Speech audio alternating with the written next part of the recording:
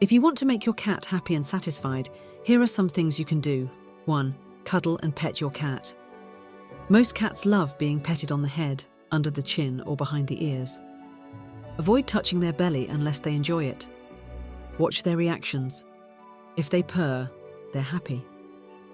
2. Give them their favorite food.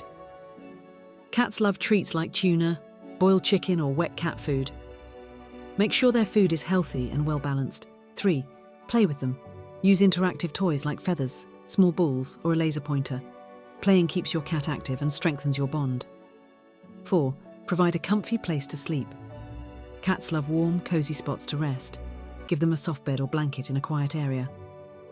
5. Let them explore. Cats enjoy climbing and exploring their surroundings. Install high shelves or a cat tree for them to climb. A window with a view of the outside will keep them entertained for hours. 6. Take care of their grooming and hygiene. Some cats love being brushed, which helps prevent shedding and hair tangles. Clean their litter box daily to keep them comfortable. 7. Talk to them. Yes, cats respond to their owner's voice.